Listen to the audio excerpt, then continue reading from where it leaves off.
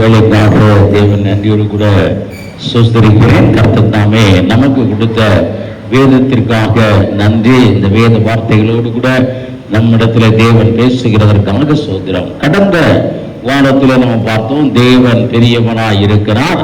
நம்மை அழைத்த தேவன் எல்லாவற்றையும் காட்டிலும் பெரியவர். எல்லா சூழ்நிலையும் நமக்கு என்ன செய்ய முடியும்? மாற்ற முடியும். அவர் ஆராய்ந்து முடியாத பெரிய காரியங்களையும் எண்ணி முடியாத அதிசயங்களையும் செய்கிறார்னு சொல்லி இருக்கணும். இது நம்ம அறிந்த ஒரு காரியம். பிரியமானவர்களே, தேவன் சர்வ வல்லமை உள்ள தேவன். அவர் ஆபிரகாமுக்கு வெளிப்பட்டு சொல்லும் பொழுது சொன்னார், நான் சர்வ வல்லமை உள்ள தேவன் அப்படின்னு சொன்னார். ஆனாலும் ஒரு ஆசீர்வாதம் உண்டாகிறதற்கு 25 வருடங்கள் ஆபிரகாம் காக்க வேண்டியதாய் போயிற்று. இந்த நாளிலும் செய்திக்கான ஒரு தலைப்பு உங்களிடத்துல சொல்லணும்னா, நம்முடைய வாழ்விலே போராட்டங்கள் ஏன் நடக்குது, அல்லது கால தாமதங்கள் எதினாலே வருகிறது, பிரச்சனை எதிராலே வருகிறது, தேவ வல்லமை இல்லையா, அல்லது தேவனுக்கும் நமக்கும் சரியான தொடர்பு இல்லையா? இப்படியா நம்ம பல காரியங்களை சிந்தித்துக் கொண்டிருக்கிறோம். சில வேளைகளில் நம்ம அப்படியா நினைக்கிறோம், மற்றவர்கள் நல்லா இருக்காங்க. இதை நீங்கள் திரும்ப திரும்ப பார்த்தோம் என்றால், யோபு தன்னுடைய புஸ்தகத்திலும் சொல்லுகிறார், தாவீதும் தன்னுடைய புஸ்தகத்திலே சொல்லுகிறார், புறமதஸ்தார் நல்லா இருக்காங்க, அவங்க மாடு நல்லா இருக்கு, அவங்களுடைய ஆஸ்தியை பெருக பண்ணி கொண்டிருக்கிறாங்க, நாங்க தான் விருதாவா எங்களுடைய இருதயத்தை என்ன செய்யறோம், கழுவி சுத்தம் பண்ணி கொண்டே இருக்கிறோம், அவங்களெல்லாம் நல்லா இருக்காங்கன்னு சொல்லி யார் சொல்றா? தாவீது ராஜாவும் சொல்லி 73ஆம் சங்கீதம் நினைக்கிறேன், அவரும் சொல்லி இருக்கிறார். யோபுவும் ஒரு அதிகாரத்திலே சொல்லி இருக்கிறார். ஆகவே இந்த கேள்வி எல்லாருடைய மனதிலும் வருகிற ஒரு காரியம், எல்லார் மனதிலும் வருகிற காரியம். காரணம், பெந்தெகோஸ்து ஆலயத்திலே நம்ம கூடி வருகிறோம்னா, நம்ம எல்லாரும் ரட்சிக்கப்பட்டவர்கள், தேவனோடு கூட உடன்படிக்கை செய்தவர்கள், தேவனோடு கூட உடன்படிக்கை செய்து ஞானஸ்தானம் எடுத்தவர்கள், தூய ஆவியின் அபிஷேகத்தை பெற்றவர்கள், தேவனுக்கென்று சரியான வேலையை கொடுத்து கொண்டிருக்கிறவங்க, தேவனுக்குன்னு சரியான வேலையை கொடுத்து கொண்டு இருக்கிறோம். அதிகாலை ஜெபம் செய்கிறவர்கள் ஏராளமான பேர் இருக்கீங்க. மதியம் ஜெபம் பண்ணுகிறவங்க, காலையில ஜெபம் பண்ணுகிறவங்க, இரவுல ஜெபம் பண்ணுகிறவங்க, இப்படியாய் ஜெபத்திற்கும் வேத வாசிப்புக்கும் நம்ம என்ன செய்கிறோம்? அதிக நேரத்தை கொடுத்திருக்கிறோம். அதனால நம்முடைய எக்ஸ்பெக்டேஷன் எப்படியா இருக்கிறது? எனக்கும் தேவனுக்கும் உள்ள உறவு நன்றாய் இருக்கிறது, அதனால நான் எப்படிதான் இருப்பேன், நல்லா தான் இருக்கணும் அப்படின்னு நம்ம நினைக்கிறோம். அப்படித்தான் நினைக்கிறோம். ஆனால் சில வேளைகளில் நம்ம அறியாத ஒரு சுகம், நம்ம எதிர்பாராத ஒரு பிரச்சனை, அது சுகவீனமா இருந்தாலும் சரி, அல்ல வேற காரியமா இருந்தாலும் சரி, அது வரும் பொழுது நாம் மனதளவில் என்ன செய்கிறோம்? மிகவும் பாதிக்கப்படுகிறோம். உடனே நம்முடைய எக்ஸ்பெக்டேஷன் எப்படி இருக்கிறது? இது ஏன் வந்தது? நான் நல்லா தானே இருக்கிறேன், நான் பரிசுத்தமா தான் இருக்கிறேன், நான் ஆண்டவரோடு கூட உறவாடி கொண்டு தானே இருக்கிறேன், நான் ஜெபத்திலே நான் உறுதியாய் தரித்திருக்கிறேனே, நான் ஆண்டவருக்கு கொடுக்க வேண்டிய ஜெப வேலையை, இன்னும் பார்த்தோம் என்றால் துதி வேலையை, வேத வாசிப்பு வேலையை, இன்னும் ஆண்டவருக்கு செலுத்த வேண்டிய காணிக்கைகளை, நன்றிகளை நான் செலுத்தி கொண்டே தானே இருக்கிறேன், அதிலே குறைவில்லை, ஏன் என்னுடைய வாழ்விலே இந்த ஒரு பிரச்சனைன்னு சொல்லி ஒவ்வொருவரும் தங்களுடைய மனதில் என்ன செய்கிறோம்? கேட்டுக்கொண்டிருக்கிறோம். பிரியமானவர்களே, கேட்டுக்கொண்டிருக்கிறோம். வேதம் சொல்லுகிறது இந்த வேளையில் இதற்கு ஆதாரமாய் நமக்கு கொடுக்கப்படுகிற ஒரு வார்த்தை, ரோமருக்கு எழுதிய நிருபம் 8ஆம் அதிகாரம் 28ஆம் வசனம். அன்றியும்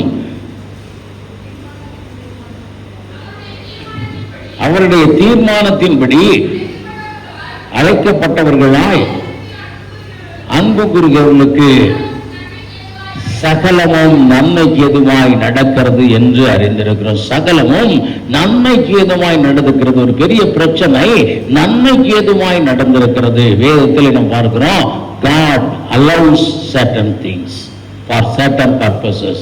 தேவன் சில காரியங்களை சில நோக்கத்திற்காக என்ன செய்கிறார்? அனுமதிக்கிறார். சில நோக்கத்திற்காக அனுமதிக்கிறார். அவர் எழுதும் பொழுது பவுல் சொல்லுகிறார், திராணிக்கு மேலாக அவர் என்ன செய்கிறது இல்லை, கொடுக்கிறது இல்லை. நம்ம ஒரு எவ்வளவு நம்மளால செய்ய முடியுமோ அவ்வளவுதான் அதை என்ன செய்கிறார்? அவர் செய்கிறார். நம்மளால தூக்க முடிஞ்ச அளவுக்கு தான் என்ன செய்கிறார்? தூக்கி இருக்கிறார். அவர் கூட இருக்கிறார். அதனால பார்த்தோம் என்றால் சில காரியங்களை கர்த்தர் அப்படியாய் செய்கிறார். ஆண்டவர் கொடுத்த வாக்கு தத்தம், இஸ்ரவேல் ஜனங்களுக்கு என்ன வாக்கு கொடுத்தார்?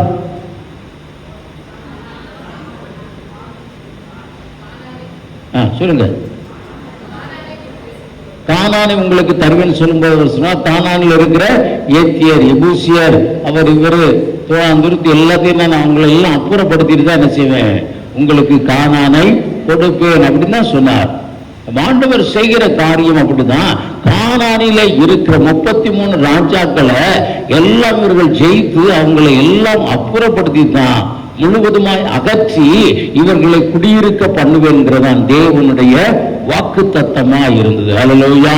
அப்படிங்கும்போது திரும்ப எதுக்கு பேசி எல்லாம் முளைக்கிறாங்க, திரும்ப கானானியர் முளைக்கிறாங்களே அப்படின்னு பார்த்தோம் என்றால், நியாயாதிபதிகளின் புஸ்தகம் 3ஆம் அதிகாரத்தில் நம்ம பார்த்தோம் என்றால் 1ஆம் வசனம் அப்படியாய் சொல்லுகிறது, கானான் தேசத்தில் நடந்த சகல யுத்தங்களையும் அறியாதிருக்கிற இஸ்ரவேலராகிய அனைவரையும் சோதிப்பதற்காகவும் இஸ்ரவேல் புத்திரின் சந்ததியாரும் அதற்கு முன் யுத்தம் செய்ய அறியாதவர்களுமாய் இருந்தவர்களுக்கு அவைகளை அறியும்படி பழக்குவித்ததற்காகவும் கர்த்தர் விட்டு வைத்த ஜாதி யார் என்றார். இங்கே பார்க்கிறோம், இங்க சொல்லப்பட்ட ஒரு காரியம் எப்படியா இருக்குன்னா, இஸ்ரவேல் புத்திரன் போய் சேர்ந்துட்டாங்க. ஆண்டவரை அறியாத ஜனங்கள் தேவனை அறிந்து கொள்வதற்காகவும், இன்னும் போட்டோம் என்றால் அந்த யுத்தம் செய்ய அறியாத ஜனங்கள் யுத்தத்துக்காக பழக்குவிக்கிறதற்காகவும், இன்னும் அதுல சொல்லப்பட்டிருக்க காரியம், இவர்கள் தேவனை அறிவார்களா அறிய மாட்டார்களா இந்த தேவன் என்னது சோதிப்பதற்காகவும் அவர்கள் விடப்பட்டிருந்தாங்க. 4ஆம் வசனம் அப்படியாய் சொல்லுகிறது, கர்த்தர் மோசேயை கொண்டு தங்கள் பிதாக்களுக்கு விதித்த கற்பனைகளுக்கு இஸ்ரவேலர்கள் கீழ்ப்படிவார்களோ என்று அறியும்படி இஸ்ரவேலரை அவர்களாலே சோதிப்பதற்காக அவர்கள் விடப்பட்டிருந்தாங்க. இங்கே சொல்லப்பட்ட ஜாதிகள் ஆண்டவர் கொஞ்சம் பேரை வச்சிருந்தார். தேவ ஜனங்கள் சரியா நடக்கிறாங்களா நடக்கலையா, தன்னை உறுதியாய் பற்றி பிடிக்கிறாங்களா பிடிக்கலையா, தன்னுடைய கற்பனைகளை கை கொள்ளுகிறார்களா மாட்டார்களான்னு பார்க்கிறதுக்காக தேவன் சில காரியங்களை என்ன செய்கிறார், நமக்கு தருகிறார், வைத்திருக்கிறார் தான் சொல்லுகிற ஒரு காரியம். இன்னும் மேன்மையான அனுபவங்களை பெறும்படி சொல்ல போனோம் என்றால் தேவன் அனுமதிக்கிறார். 2 கொரிந்தியர் புஸ்தகம் 12ஆம் அதிகாரம் 7ஆம் 8ஆம் 9ஆம் வசனங்களிலே பவுலுக்கு ஒரு பலவீனம் இருக்கிறதாக சொல்லப்படுகிறது. அவர் ஆண்டவரிடத்திலே 3 முறை என்ன செய்கிறார், ஜெபிக்கிறார். ஆண்டவரே இந்த பலவீனம் என்னை விட்டு என்ன செய்யும் நீங்கட்டும் என்று சொல்லுகிறார். பவுலின் ஜெபம் என்ன செய்யப்பட்டது, கேட்கப்பட்டதா கேட்கப்படலையா, கேட்கப்பட்டதா இல்லையா, கேட்கப்பட்டது. ஆண்டவர் அதற்கு ஒரு பதிலை சொல்லுகிறார். என்ன சொல்லுகிறார், அதை ஆம் என்று சொல்லாதபடிக்கு இருக்கட்டும், பலவீனம் என்ன செய்யட்டும் இருக்கட்டும், நான் பலன் தருகிறேன். அப்ப தேவன் அந்த பலவீனத்தை பவுல் அப்போஸ்தலருக்கு என்ன செய்கிறார், அவர் அனுமதித்திருக்கிறார். அது பின்னால ஒரு வசனம் சொல்லுகிறது, அதை பின்னால பார்ப்போம். அப்ப பவுலப்போஸ்தலர் யார், அவர் ஜெபித்து அநேகர் சுகமானாங்க. அவருடைய உருமால்களை கொண்டு போய் போட்டவங்க சுகமானாங்க, அவங்க சட்டையை கொண்டு போய் போட்டவங்க சுகமானாங்க. ஆனால் ஜெபித்த அவர் என்ன செய்யல, சுகமாகல. சுகமாகல. தேவன் ஏன் எனக்கு இந்த காரியம் அப்படின்னு சொன்னா, ஆண்டவர் சொல்றார் இது இருக்கட்டும், இது ஒண்ணும் செய்யாது, இந்த பலவீனம் என்ன செய்யாது, ஒண்ணும் செய்யாது. ஒவ்வொரு நாளும் தேவனிடத்திலே அவன் பலம் கேட்கிறானா அப்படின்னு பார்க்கிறதற்காக கர்த்தர் என்ன செய்தார், அந்த பலவீனத்தை கொடுத்து வைத்திருக்கிறார். பவுலப்போஸ்தலன் சொல்கிறார், இது நான் என்னை உயர்த்தாதபடிக்கு குட்டுகிற சாத்தானின் தூதாய் இருக்கிறதுன்னு சொல்லுகிறார். நான் பரிசுத்தமா இருக்கிறேன், அதனால எனக்கு இந்த ஆசீர்வாதம். நான் ஜெபிக்கிறேன், அதனால எனக்கு இந்த ஆசீர்வாதம். நான் வேதம் வாசிக்கிறேன், அதனால எனக்கு ஆசீர்வாதம் என்று சொல்லி நம்முடைய கிரியை குறித்து நம்ம மேன்மை பாராட்டாதபடிக்கு தேவன் என் மேல் அன்பா இருக்கிறார், அதனாலதான் எனக்கு இந்த சுகம்னு சொல்ல முடியுதா. பலவீனங்கள் நம்ம விட்டு என்ன செய்யல, முழுவதுமாய் அகலாமல் இருக்கிறது. அடிக்கடி வருகிறது.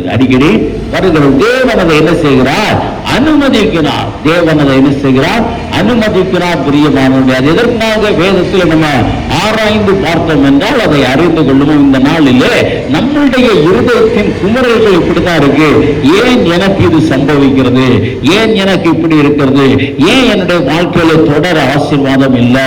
ஏன் என்னுடைய வாழ்க்கையில தொடர்ந்து வெற்றி இல்லை? ஏன் நான் நினைச்ச காரியம் என் வாழ்க்கையில நடக்க மாட்டேங்குது? நான் நினையாத தீமைகள் என்னுடைய வாழ்விலே நடைபெறுகிறது. ஏன் ஏன் ஏன் தான் இன்னைக்கு பலருடைய காரியமா இருக்கிறது. இதுல சிலவங்க நினைச்சாங்க அதற்கான பதிலை கண்டுபிடித்து ஆண்டவருக்குள்ளே முன்னேறி போகிறார்கள். சிலர் இந்த இதுல பதிலை கண்டுபிடிக்க முடியாம நினைச்சாங்க, சோர்ந்து போய் அப்படியே விழுந்து போகிறாங்க. சோர்ந்து போய் அப்படியே இருந்து போறாங்க. ஃபர்தரா அவர்களுக்கு கிடைக்க வேண்டிய அந்த பயணத்துல என்ன செய்யல, அவர்கள் போகாம இருக்கிறாங்க. ஆதியாகமம் 12ஆம் அதிகாரம் 14, 15ஆம் வசனத்துல பார்த்தோம் என்றால் அந்த வசனம் அப்படியாய் சொல்லுகிறது. ஆபிரகாம் இருக்கும் பொழுது ஆபிரகாம் மனைவியை வந்து யார் தூக்கிட்டு போயிடுறா? ஒரு ராஜா வந்து கொண்டு போயிடுறார். தேவன் தானே பாதுகாக்கணும். ஆனால் தேவன் அதை என்ன விட்டுட்டாரு. தும்ப விட்டு என்ன செய்யறாரு? தேவன் என்ன செய்யாரு? தும்ப விட்டு வாழை பிடிச்சிட்டாரு. முதல்ல நிறுத்தாதபடிக்கு அவன் போன பிறகு அவனை எச்சரித்து திரும்ப கொண்டு வருகிறார். அப்ப ஏன் முதல்ல நிப்பாட்டி இருக்கலாமே? இந்த பலவீனமே வராதபடி நமக்கு நிப்பாட்டி இருக்கலாம்னா, தேவனை சார்ந்து வாழ்கிற வாழ்வு வாழ வேண்டும் என்று யார் விரும்புகிறார்? கர்த்தர் விரும்புகிறார். அதை நீங்க வீட்டுல போய் நீங்க படிச்சு பாருங்க. தேவ ஜனங்களை, தேவனுடைய வேத புருஷரை நம்ம அதிகமாய் குற்றப்படுத்தி நம்ம என்ன செய்யக்கூடாது, பேசக்கூடாது. அதே போல பார்த்தோம் என்றால் இஸ்ரவேல் ஜனங்களை நடத்தி போகிறார். ஒரு பெலிஸ்தியர் தேசம் வழியாய் போகிறது சுருக்கமான பாதை என்றாலும் சுற்று வழியாய் போக பண்ணுகிறார். சுற்று வழியாய் போக பண்ணுகிறார். வனாந்திர பாதையிலே போக பண்ணுகிறார். கர்த்தர் அப்படி வனாந்திர பாதை என்ன செய்கிறார்? கடினமான பாதையை, நமக்கு கிடைக்கிற வாக்குத்தத்தம் எளிதாய் கிடைக்கிறதற்கு பதிலாக நமக்கு எப்படியான பாதையை கொடுக்கிறார்? கடினமான பாதையை கொடுக்கிறார். யோபு புத்தகத்தில் பார்க்கிறோம், யோபுவை ஆசீர்வதிக்க தேவன் என்ன செய்கிறார்? விரும்புகிறார். அதனாலதான் பிசாசு சொன்ன உடனே அந்த போட்டிக்கு என்ன செய்கிறார்? சரின்னு சொல்லுகிறார். தாசனாகி யோபு எப்படியும் நிலைத்து நிற்பார். அப்ப நான் அவருக்கு இரண்டத்தனையான ஆசீர்வாதங்களை தருவேன். இரண்டத்தனையான ஆசீர்வாதங்களை யோபுவுக்கு தர வேண்டும் என்பதே தேவனுடைய விருப்பமாய் இருக்கிறது. ஆனால் பாதை எப்படியா இருக்கிறது? கடினமாய் இருக்கிறது. அந்த இரண்டத்தனையான ஆசீர்வாதங்களை சுதந்திரித்துக் கொள்ளுகிற பாதை கடினமாய் இருக்கிறது. அந்த கடினமான பாதையிலும் யோபு கற்றுக்கொண்டார். தேவன் ஆராய்ந்து முடியாத பெரிய காரியங்களையும் எண்ணி முடியாத அதிசயங்களையும் செய்கிறவர் என்று அவர் என்ன செய்தார்? கற்றுக்கொண்டார். பிரியமானவர்களே, இன்னும் நம்ம பார்க்கிறோம், நீ ராஜாவாப்பா அப்படின்னு சொல்லி தாவீதை தேவன் அபிஷேகம் பண்ணினார். ஆனால் அவர் ராஜாவாகிறதற்கு தேவன் தெரிந்து கொண்ட வழி கடினமான வழி. கடினமான வழி. இப்ப சவுலை தேவன் எப்படி ராஜாவாக்கினார்? சவுலை சாமுவேல்ட்ட அனுப்பினாரு. அப்பா ஒரு மனுஷன் கொண்டு வர, நீங்க எல்லாரும் சீட்டு போடுங்க அப்படின்னு சீட்டு போட்ட உடனே யார் பேர் விழுந்தது? சவுல் பேர் விழுந்தது. அதே மாதிரி தேவன் செய்திருக்கலாம். ஒரு வியாதியோ ஒரு பலவீனத்தையோ வந்து சவுல் என்ன செய்திருக்கலாம்? கொன்று இருக்கலாம். கொன்றுட்டு திரும்பமா ஒரு ராஜாவுக்கு சீட்டு போடுங்கன்னு பார்த்து தாவீது பேரை வைக்கிற தேவன் பெரிய காரியமா? இல்ல. ஆனால் தேவன் ஒரு கடினமான பாதை வழியா யாரை அனுப்புகிறார்? யாரை கொண்டு போகிறார்? தாவீதை கொண்டு போகிறார். தேவனுடைய வாக்கு தத்தம் எளிதாய் நிறைவேறுகிறதாய் இருந்தாலும் நம்முடைய வாழ்வு கடினமாய் இருக்கிறது. ஏன்னா அதுலதான் பார்க்கிறோம். இந்த நியாயாதிபதியின் புத்தகம் 3ஆம் அதிகாரம் 2ஆம் வசனம் எப்படியாய் சொல்லுகிறது? அவைகளை அறியும்படி பழக்குவிக்கிறதற்காக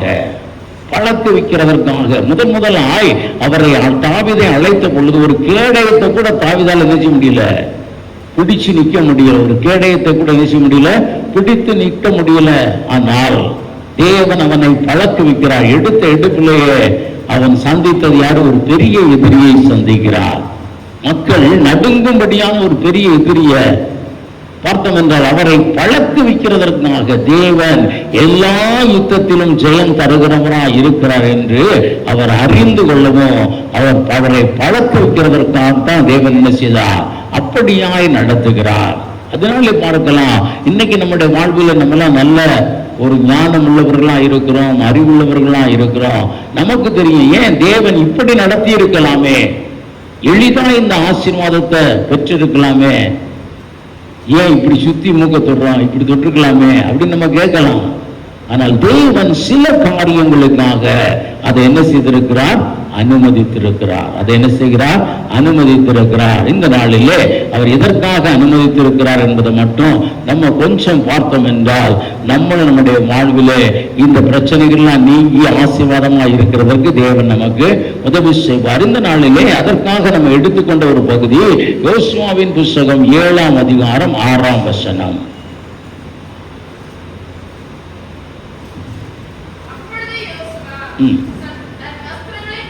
தன் வஸ்திரங்களை கிழித்துக் கொண்டு அவனும் இஸ்ரவேல் மூப்பரும் சாயங்காலம் மட்டும் பெட்டிக்கு முன்பாக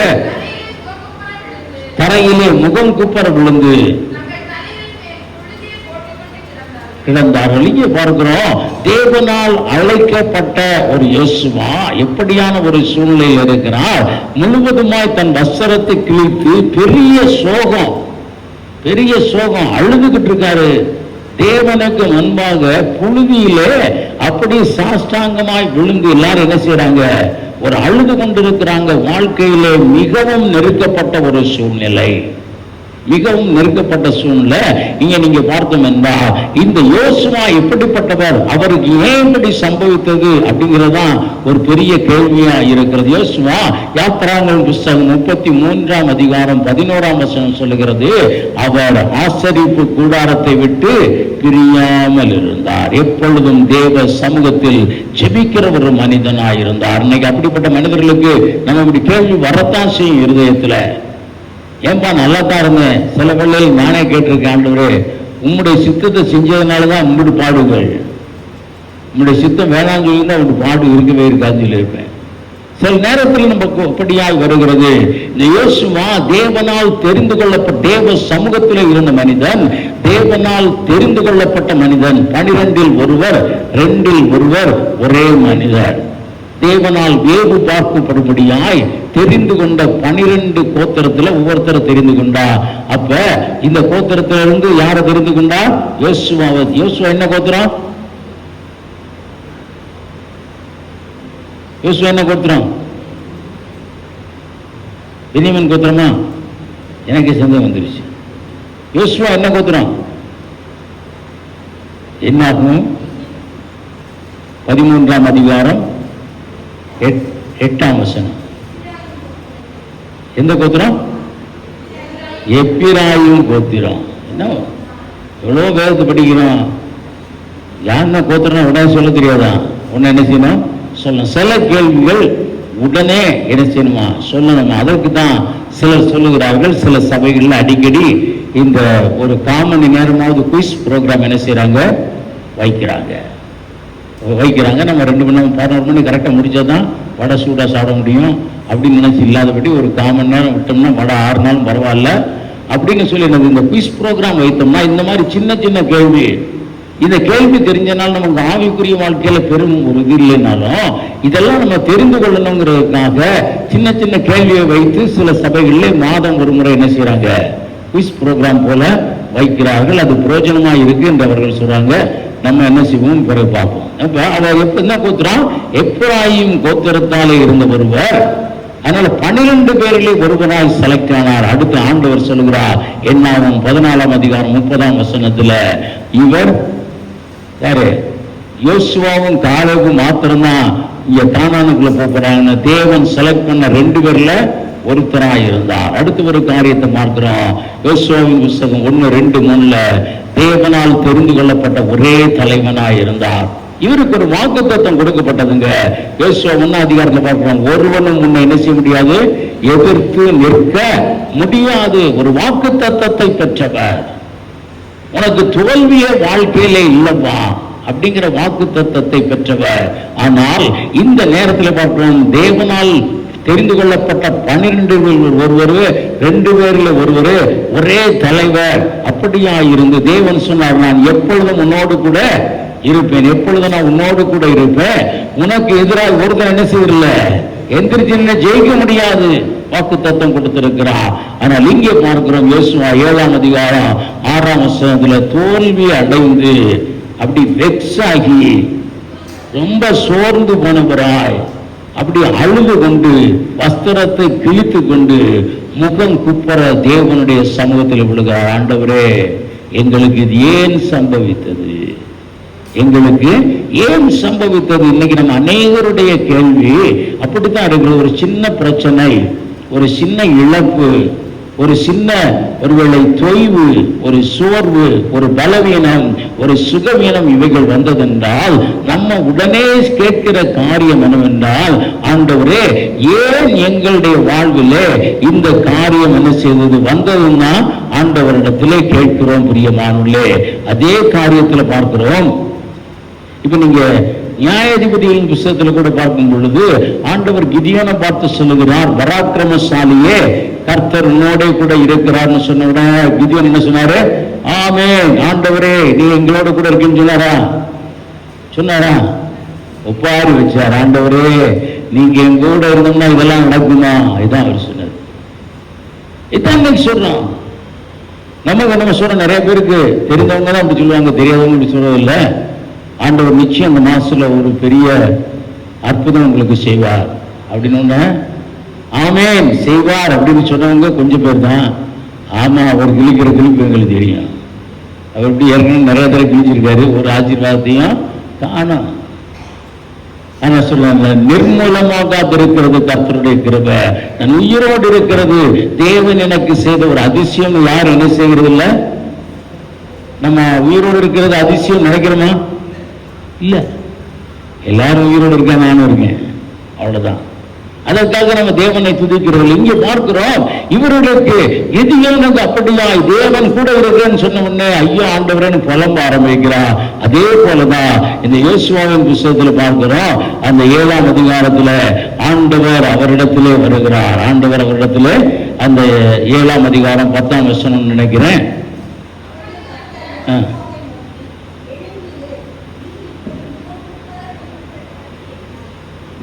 ஆண்டவர் அப்படி கேட்ட பொழுது கூட அவர் எழுந்து அதெல்லாம் செய்யல. அங்கு பார்த்தோம் என்றால் தேவன் அதை பற்றி அவர்களுக்கு சொல்லுகிறார். இங்கே அதுல சொல்லுகிறது இந்த 8ஆம் வசனத்துல எப்படி சொல்லுகிறார்? ஆண்டவரே, இஸ்ரவேல் தங்கள் சத்துருக்களுக்கு முதுமை காட்டினார்கள், இப்பொழுது நான் என்ன சொல்லுவேன்? இப்ப நான் என்ன சொல்லுவேன்? செத்தா நலமா இருக்கும். அதான் அவர் சொல்றார். பிரியமானவர்களே, நம்முடைய வாழ்க்கையில் ஒரு சின்ன காரியம் வந்த பொழுது ஆனால் தேவன் கூட இருக்கிறார், வாக்குத்தத்தம் கொடுத்திருக்கிறார், உனக்கு ஒன்றும் சம்பவிக்காது, நீ நல்லா இருப்ப, கடைசி வரைக்கும் ஜெயிச்சுக்கிட்டே இருப்பேன்னு சொன்னவ இதை யோசுவாவின் வாழ்வில் என்ன செய்திருக்கிறார்? அனுமதித்திருக்கிறார். ஹல்லேலூயா, ஹல்லேலூயா, அனுமதித்திருக்கிறார். காரணம் பிரியமானவர்களே, சில காரியங்களை நம்ம கற்றுக்கொள்ளும்படியாய் தேவன் என்ன செய்கிறார்? அனுமதித்திருக்கிறார். சில காரியங்களை பெரும்பாலும் பார்த்தோம் என்றால் இந்த சரித்திரத்திலும் சரி அல்லது வேதத்திலும் சரி அல்லது நம்முடைய வாழ்விலும் ஒரு பிரச்சனை எப்ப வருதுன்னா, ஒரு வெற்றி, ஒரு சந்தோஷம், இந்த மாதிரியான காரியங்கள் வந்த உடனே அடுத்து என்ன வரும்? ஒரு புலம்பல் வந்தே தீரும். காரணம், இந்த சந்தோஷத்திலே நம்ம சில காரியங்களை என்ன செய்ய முடியல, செய்ய மாட்டோம் என்கிறோம். எங்க பார்க்கிறோம்? 6ஆம் அதிகாரத்தில் ஒரு பெரும் வெற்றியை தேவன் கொடுத்தார். என்ன கொடுத்தாரு? ஒரு பெரும் வெற்றியை எங்க கொடுத்தாரு? தேவன் கொடுத்தார். எரிகோ கோட்டையிலே கொடுத்தார். இங்கே அவர் சொல்லுகிறார், இப்ப அவர்கள் தோற்று விழுந்து கிடக்கிறாங்க. தோற்று விழுந்து கிடக்கும் பொழுது அங்கே சொல்லப்படுகிற காரியம், தேவன் அவர்கள் கற்றுக்கொள்ள விரும்பினார். ஆண்டவர் அவரிடத்திலே சொன்னார், இஸ்ரவேலர் பாவம் செய்தார்கள், நான் அவர்கள் கட்டளையையும் என் உடன்படிக்கையும் மீறினார்கள். ஆண்டவர் சொல்லுகிறார், பாவம் செஞ்சாங்க, என் கட்டளையின்படி என்ன செய்யல. ஆண்டவர் கற்றுக் கொடுக்கிறார். எப்பொழுதும் தேவனுடைய கட்டளைகளையும் தேவனுடைய கற்பனைகளையும் மீறாமல் நம்ம நடக்கணும் அப்படிங்கறத என்ன செய்கிறார்? கற்றுக் கொடுக்கிறார். அவர் கற்றுக் கொடுக்கிறார். அது எங்கெல்லாம் கற்றுக் கொடுக்கிறார்? ஒரு சின்ன தோல்வியை கொடுத்துதான், ஒரு சின்ன பிரச்சனையை கொடுத்துதான் என்ன செய்கிறார்? கற்றுக் கொடுக்கிறார். அதுக்கு முன்னால பார்க்கலாம், பெரிய பெரிய கட்சிகள் ஜெயிப்போம் சொன்னாங்க. தோத்த பிறகுதான் அவங்க என்ன செய்யறாங்க? ஏன் தோல்வி வந்ததுன்னு என்ன செய்யறாங்க? கற்றுக்கொள்ளுகிறாங்க. ஆண்டவர் கற்றுக் கொடுக்கிறார். யோசுவா 7ஆம் அதிகாரம் 1ஆம் வசனத்துல நீங்க பார்த்தோம் என்றால் அந்த சாபத்தினார்கள் எடுத்துக்கொண்டாங்க. 12ஆம் வசனத்துல ஆண்டவர் சரியாய் சொல்லுகிறார். ஆண்டவர் அவர்களுக்கு ஜெயிக்கிறதற்கு முன்னால ஒரு கட்டளை கொடுத்தார். எதையும் நீ என்ன செய்யக்கூடாது, அதுல இருந்து எடுக்கக்கூடாது. உலகத்தால் அந்த எரிகோவில் இருக்கக்கூடிய எதினாலையும் நீங்கள் என்ன செய்யக்கூடாது, தீட்டுப்படக்கூடாது. அது சாபமான காரியம் அப்படின்னு சொல்றாங்க. இன்னைக்கு பார்த்தோம் என்றால் சாபமான காரியங்கள் சர்வ சாதாரணமாய் கிறிஸ்தவ வாழ்க்கையில் என்ன செய்கிறது, புழங்குகிறது. ஒருத்தர் கேட்டோம்னா இன்றைக்கு ஒரு பெரிய ஒரு காரியம் என்னவென்றால் நாமவே அல்ல இந்த தியாலஜியில உள்ளவங்களே எப்படின்னா பழைய ஏற்பாடு புதிய ஏற்பாடுன்னு தனியா பிரிச்சு வச்சுட்டு என்ன செய்யறோம், விக்கிரகங்களுக்கு படைக்கப்பட்டதை சாப்பிடலாமா அப்படின்னு கேட்கிறாங்க. உடனே இந்த தியாலஜி படிச்சவங்க சொல்றாங்க பழைய ஏற்பாட்டு காலத்துல தான் அது சாப்பிடக்கூடாது. ஆனா பவுல் சொல்லுகிறார் சாப்பிடலாம், ஒன்றும் பிரச்சனை இல்லைன்னு. இதன் மூலமாய் சில சாபக்கேடுகள் நம்முடைய வீட்டில் என்ன செய்யறது வருகிறது. தேவன் கற்றுக் கொடுத்தது தான், வேதத்துல இருந்தா இருக்கிறது தான். இன்றைக்கு அதை என்ன செய்யறோம், சாக்கு போக்கு சொல்லி நம்ம சில காரியங்களை என்ன செய்கிறோம், நாமவே என்ன செய்ய அவனவன் தன் சுய இச்சையினால் இழுக்கப்பட்டு சோதனைக்கு உள்ளாகிறான். ஆண்டவர் கற்றுக் கொடுக்கிற ஒரு காரியம். எதை கற்றுக் கொடுத்தார், எப்பொழுதும் பரிசுத்தம்.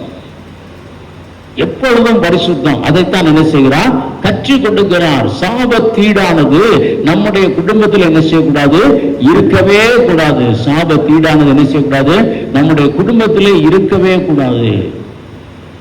தேவன் அப்படியா என்ன செய்கிறார் சொல்லுகிறார், சாபத்தீடானத விலக்கு, சாபத்தை நடுவில் இருந்து விலக்கு. இந்த டிவி வந்த காலத்துல நிறைய பாஸ்டர்ஸ் எல்லாம் பேசுவாங்க. நான் பேசுறதை கேட்டிருக்கேன். அன்னைக்கு அந்த டிவிலாம் அதை ஒளிபரப்ப மாட்டாங்க. அப்படியா யூடியூப் எல்லாம் இல்லை. சாபத்தை கொண்டு வீட்டில் வச்சிருக்காயா, சாபத்தை கொண்டு வீட்டில் வச்சிருக்கிறான் அப்படி சொல்லி பேசின பாஸ்டர்லாம் அவங்களும் சாபத்தை கொண்டு நடு வீட்டில் வைக்க ஆரம்பிச்சிட்டாங்க. சாபத்தை கொண்டு நினைச்சிட்டாங்க நடு வீட்டில் வைக்க ஆரம்பிச்சிட்டாங்க. எங்களோடு கூட இருந்த ஒரு நல்ல சகோதரர் தன்னுடைய பிள்ளைகளை நல்லாய் வழி நடத்தினார். அவர் 18 வருஷமா தன்னுடைய பிள்ளைகளுக்கு சினிமா தேட்டர்னா என்னன்னு தெரியாம வைத்திருந்தார். ஒரு பாஸ்டர் ஒரு தடவை ஃபுல் ஃபீட்ல ஏறி சினிமா பார்க்கறது தப்பு இல்லைன்னு சொல்லிட்டாரு. இந்த பையன் உடனே சினிமா போயிட்டாங்க. கேட்டா உங்களுக்கு என்ன தெரியும், பாஸ்டர் போகலான்னு சொல்லியிருக்காருட்டாங்க. அவர் ரொம்ப வருத்தப்பட்டார். 18 வருஷம் நான் கட்டி காத்த இந்த சாபத்துக்கு போயிட்டு விட்டாங்களே என் பிள்ளைகன்னு வருத்தப்பட்டார். அடுத்த கொஞ்சம் வருஷங்கள் ஆயிடுச்சு, ஒரு 6 வருஷங்கள் ஆயிடுச்சு. ஒரு நாள் அவர் வீட்டுக்கு போறேன், அவர் ஹாலில் உட்காந்து டிவியை போட்டு அதே தான் பார்த்துக்கிட்டு இருக்காரு. இன்னைக்கு சாபம் எங்க வந்துருச்சு, வீட்டுக்குள்ள வந்துருச்சு. ஆனால் அதை சாபம் நினைக்க மாட்டேங்கிறோம். இதுல என்ன கொள்ளை இல்லை, நேர்த்தியாய் தேவன் அதை என்ன செய்கிறார், எப்ப கற்றுக்கொள்ளுகிறார், அதன் மூலமாய் உனக்கு ஒரு பிரச்சனையை கொண்டு வந்து அப்பத்தான் கற்றுக் கொடுக்கிறார். என்ன கற்றுக் கொடுக்கிறார், சாபத்தீடானதை நீ என்ன செய்யக்கூடாது. எது சாபமானது, வேதம் விளக்கின எல்லா காரியங்களும் சாபம் தான். வேதம் விளக்கின எல்லா காரியம். இதுல சொல்றாரு எதை செய்யக்கூடாதுன்னு சொல்றாரு, பொண்ணை பூரா எங்க கொண்டு சேர்க்கணும்னு சொல்லியிருக்காரு. பொண்ணை பூரா எங்க கொண்டு சேர்க்கணும், ஆலயத்துல கொண்டு வந்து சேர்க்கணும். பொண்ணை பூரா நம்ம என்ன செய்யறோம், லாக்கர்ல ஓட்டு போட்டுறோம். சரி, இன்னைக்குள்ள காலங்கள்ல அதுதான் பார்ப்போம். தேவன் வேண்டான்னு சொன்னார்னா அது வேண்டாம் தான். நீ தேவனுக்குன்னு ஒரு பொருத்தனை பண்ணினா அது பொருத்தனை தான். எனக்கு தெரிந்த ஒரு சகோதரி தன்னுடைய கணவர் மரண படுக்கையில் இருக்கும்போது அவங்களுக்கு நிறைய நகைகள் இருந்தது. சொல்ல போனா ஒட்டியானம் கூட இருந்தது. அந்த அளவுக்கு ஒரு நாள் நிறைய நகைகள் வைத்திருந்தாங்க. அப்போ ஒரு ரொம்ப சீரியஸான கண்டிஷன். அப்ப 2 வளையல் போட்டிருந்தாங்க, ஒரு செயின் போட்டிருந்தாங்க. அவர்கள் பொருத்தனை பண்ணினார்கள், ஆண்டவரே என் கணவருக்கு உயிரை நீங்க திரும்ப தருவீர்கள் என்றால் இன்னைக்கு எப்படி இருக்கணும் அப்படிதான் நான் கடைசி வரைக்கும் இருப்பேன்னு சொன்னாங்க. பிரியமானவர்கள், அவர்களுடைய மகளுடைய திருமண காரியத்திற்கு கூட அவர்கள் அப்படிதான் இருந்தாங்க. விளக்குனதுதான் ஆண்டவர் விளக்க சொன்னதுதான். திரும்ப அதை எடுத்தால் நம்ம கற்றுக்கொள்ள வேண்டியது இருக்கும். நம்முடைய தொடர் வெற்றி ஒன்னு தடையாகும். பிரியமானவர்களே, அது ஒன்றும் பெரிய காரியம் இல்லை. வேதம் சொல்லுகிறது சாப்பிடுறது ஒன்றும் பெரிய காரியம் இல்லை. வயிற்றுக்குள்ள ஆண்டவரே சொல்றார், வயிற்றுக்குள்ள போகிறது மனிதனை என்ன செய்யாது? தீட்டுப்படுத்தாது. மனுஷனை தீட்டுப்படுத்தாதுன்னு சொல்றோம். ஆனால் நீங்கள் ஒரு பொருத்தனை இன்னைக்கு பூரா நான் ஒண்ணுமே சாப்பிட மாட்டேன்னு சொல்லிட்டு ஏதாவது ஒண்ணு சாப்பிட்டீங்கன்னா அங்க இருக்கு விவகாரம். இல்ல ஆண்டவர் இதை சாப்பிடாதேன்னு உங்களுக்கு ஸ்பெசிபிக்காய் சொல்லுவார் என்றால் அதை விலக்கியே ஆக வேண்டும். அதை திரும்ப கொண்டு வந்தா அது சாபத்தீடாகும். சாபத்தீடானா உங்கள் தொடர் வெற்றி பாதிக்கப்படும், உங்கள் தொடர் வாழ்க்கை, உங்கள் தொடர் முன்னேற்றம் பாதிக்கப்படும். அந்த நேரத்தில் திரும்ப என்ன செய்ய வேண்டியது இருக்கும்? கற்றுக்கொள்ள வேண்டியது இருக்கும். ஆண்டவர் அதைத்தான் கற்றுக்கொள்ளுகிறார். நீங்க பார்க்கிற நானேவன் பரிகாரியாகிய கர்த்தர் என்று சொன்ன இடத்தில் ஆண்டவர் சொல்றார், என் கற்பனைகளின்படி எல்லாம் நீ செய்து. இன்னும் பார்த்தோம் என்றால் ஆசீர்வாதங்களை தருவேன்னு சொல்லி உபாகம் 28:1-2 பார்க்கும் பொழுதும் அவர் என்னுடைய உடன்படிக்கையெல்லாம் நீ கற்றுக்கொண்டு நடந்தாய் என்றால் அப்படிதான் சொல்றாரு. பார்க்கிறோம் நம்முடைய வாழ்விலே தேவன் நமக்குன்னு கொடுத்திருக்கிற கட்டளைகளை, கற்பனைகளை எப்பொழுதும் என்ன செய்யணும்? கற்றுக்கொள்ள வேண்டும். எப்பொழுதும் கற்றுக்கொள்ள வேண்டும். பிரியமானவர்களே, நம்மெல்லாம் யாருன்னு வேதம் சொல்லுகிறது? நிறைய சொல்லிருக்கு. நம்மளாம் யாரு? வேற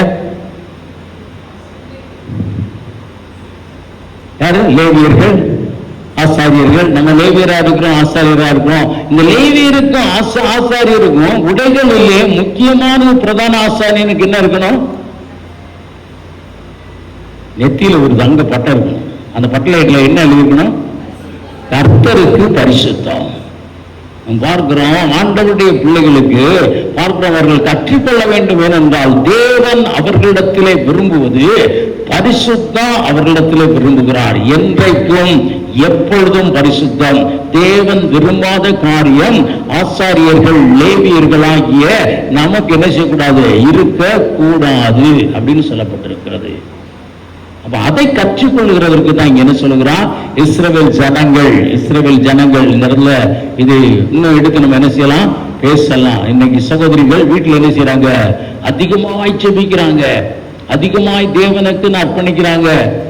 வீட்டுக்காரர் என்ன செய்யறாரு? பெரும்பாலும் இல்ல, சில வீட்டுக்காரங்க தான். சில வீட்டுக்காரங்க இவங்க விழுந்து ஜெபிக்கிறாங்க, அவர் ஒளிஞ்சு என்னமோ செஞ்சுக்கிட்டு இருக்காரு. அப்ப என்ன நடக்கும்? இவர்கள் எல்லாரும் பரிசுத்தமா இருந்தாங்க. ஆகான் மாத்திரம் ஒளிச்சு ஒரு காரியத்தை செய்தார், அந்த தோல்வி உண்டாயிற்று. ஒரு குடும்பம் இருக்கும் பொழுது அந்த குடும்பம் முழுவதுமாய் கட்டுக்கோப்போடு கூட தேவன் விரும்புகிற பரிசுத்தம் அல்லது தேவனுடைய கற்பனைகளை, கட்டளைகளை கைக்கொள்ளுவதிலே உறுதியாய் இருக்கணும்.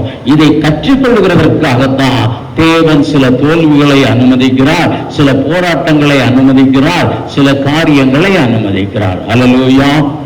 அந்த நெகட்டிவ் பார்த்து முடிச்சிடும், அடுத்து பாசிட்டிவ் பார்ப்போம். அடுத்து இரண்டாவது ஒரு காரியத்தை குறித்து பார்த்தோம் என்றால் இங்கே யோசுவாவின் புஸ்தகம் 7ஆம் அதிகாரம் 3ஆம் வசனம் வாசிக்கவும்.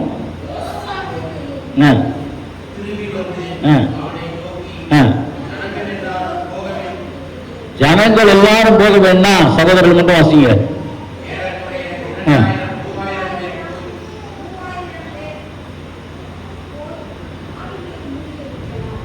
யோசுவாவிடத்தில் திரும்பி வந்து அவனை நோக்கி, ஜனங்கள் எல்லாரும் போக வேண்டியதில்லை, ஏறக்குறைய 2000-3000 பேர் ஆகி முறியடிக்கலாம். எல்லா ஜனங்களும் அங்கே போகும்படி வருத்தப்பட வேண்டியதில்லை, அவர்கள் கொஞ்சம் பேர் தான். ஒரு பெரும் வெற்றி பெற்றார்கள். அந்த எரிகோ கோட்டையை தகர்க்கிறவருக்கு ரொம்ப பயந்தார்கள். அது அவர்களுக்கு அடைத்திருந்தது. ஒரு வெற்றி எளிதாய் கிடைத்தது. அவர்கள் மனம் எப்படியா இருந்தது? ஒரு பெருமை கொண்டது. எரியோ கோட்டை தகர்த்துட்டான், ஆயும் கொண்டு கொசுக்கோத்து, இதெல்லாம் இப்படி கொசு மாதிரி என்ன செய்யலாம்? நசிக்கலாம் அப்படின்னு சொல்லிட்டு கிளம்புனாங்க. அங்க ஒரு தோல்வி உண்டாயிற்று. ஒரு பெருமை மாத்திரமல்ல, இங்க யாத்திராங்கன் புஸ்தகம் 17ஆம் அதிகாரத்தில் நீங்க பார்த்தோம் என்றால் அமலேக்கை அவர்கள் என்ன செய்யறாங்க? ஜெயிக்கிறாங்க. அமலேக்கை என்ன செய்யறாங்க? ஜெயிக்கிறாங்க. அதுல 15ஆம் வசனம் சொல்லுகிறது, மோசே ஒரு பலிபீடத்தை கட்டி அதற்கு யெகோவா நிசி என்று பெயரிட்டு. இங்க இருந்து வந்த புதுல 2 யுத்தம் தான் நடக்குது. அமலேக்கியருக்கு விரோதமாக ஒரு யுத்தம். அந்த யுத்தத்திலே ஒரு பெரிய வெற்றியை அவர்கள் சம்பாதித்த பின்பு மோசே என்ன செய்கிறார்? ஒரு பலிபீடம் கட்டுகிறார். ஒரு பலிபீடம் கட்டி கர்த்தருக்கு பலி செலுத்தி நன்றி செலுத்துகிறார். ஆண்டவரே, இந்த யுத்தத்துல ஒரு பெரும் வெற்றியை நீங்க என்ன செய்யுங்க, தந்தீங்க. இந்த எரிகோவை எளிதாய் அவர்கள் பிடித்த பின்பு யோசுவாவோ அவரோடு கூட இருந்தவர்களோ பிரதான ஆசாரியரோ லேவியரோ யாரும் இதை சொல்லிக் கொடுக்கல.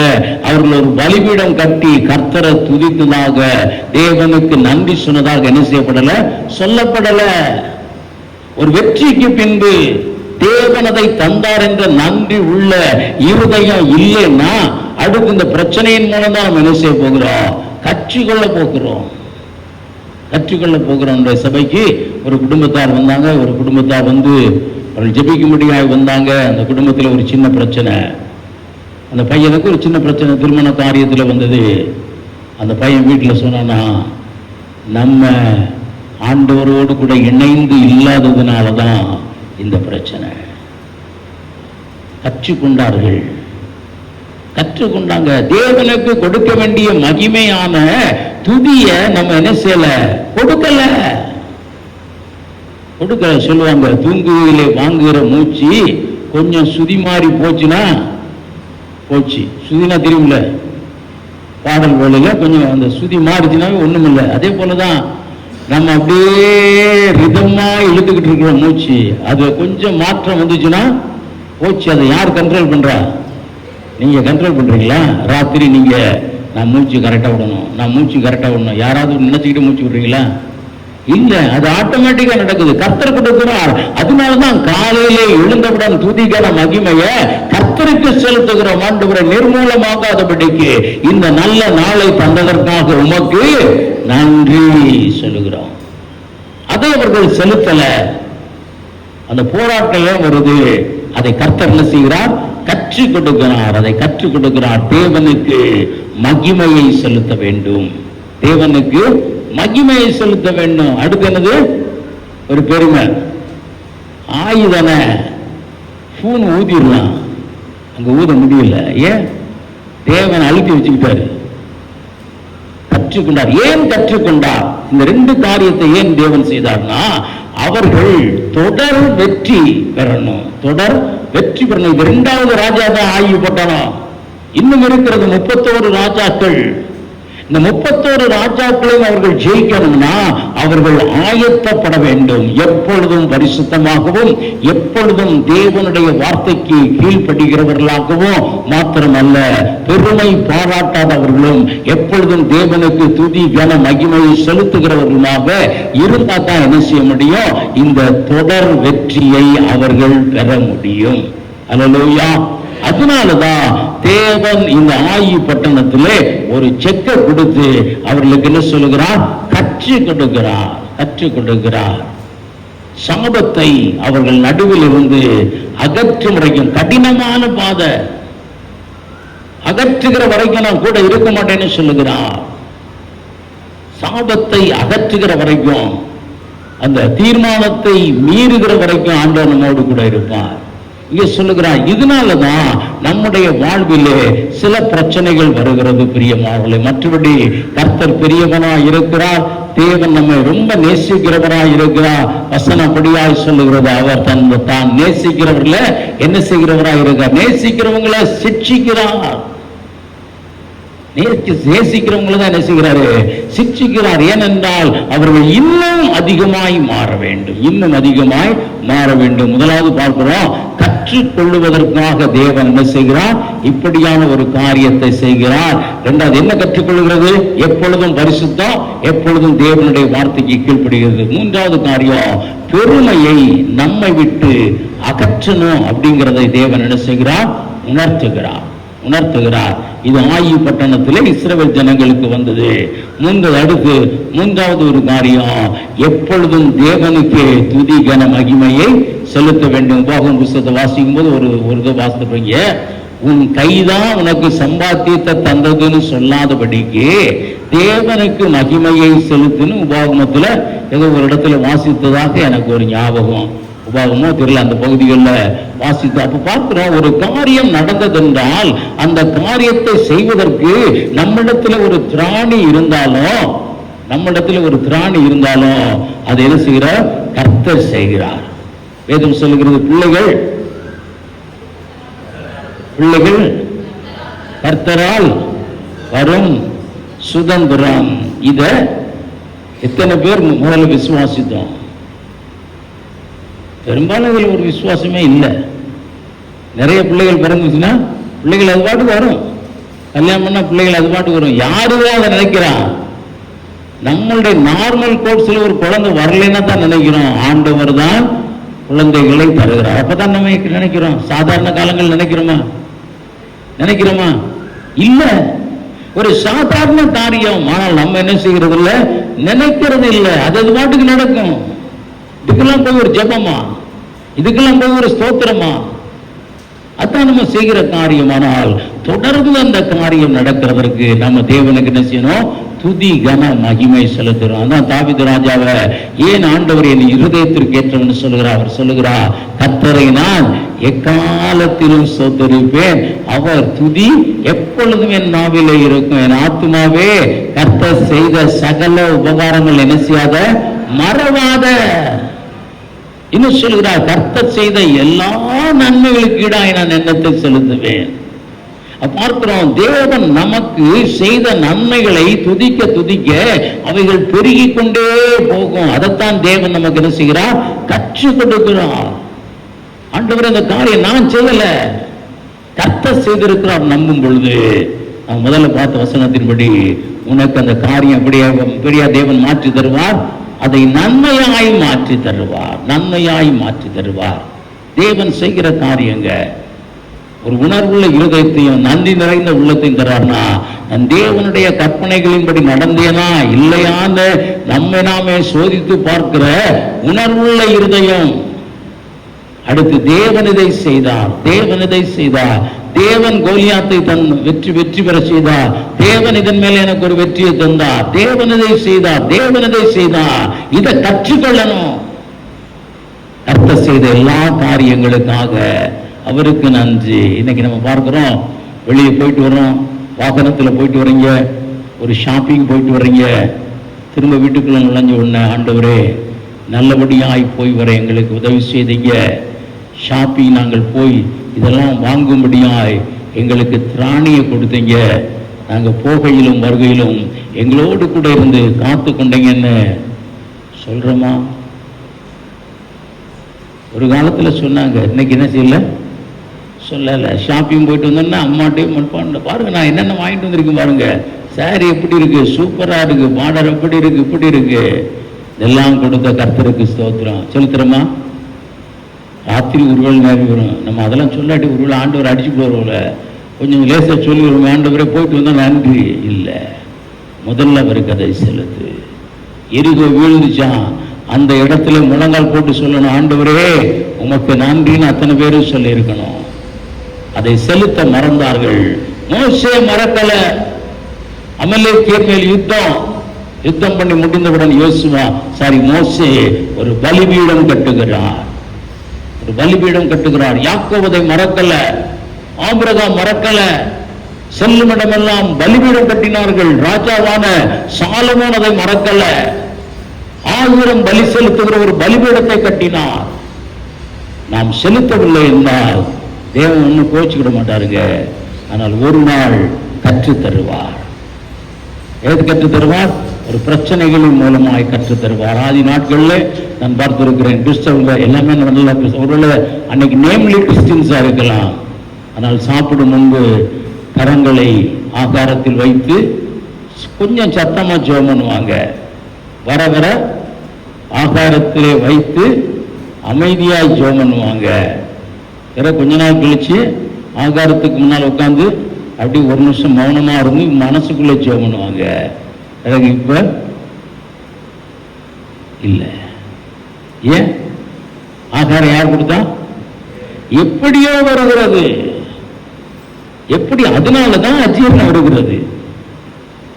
ஆண்டவர் சாவுக்கு எதுவான எதையும் அருந்தினாலும் அது உங்களை சேதப்படுத்தாது. எப்ப சேதப்படுத்தாது? நீங்க அதற்காக துதிக்கும் பொழுது அது சேதப்படுத்தாது. நீங்க தேவனை ஆசீர்வதித்தார்னு சொல்லும் பொழுது அது உங்களை சேதப்படுத்தாது. இதை கர்த்தர் என்ன செய்ய விரும்புகிறார்? கற்றுக் கொடுக்க விரும்புகிறார். இதை எப்ப கற்றுக்கொள்வோம்?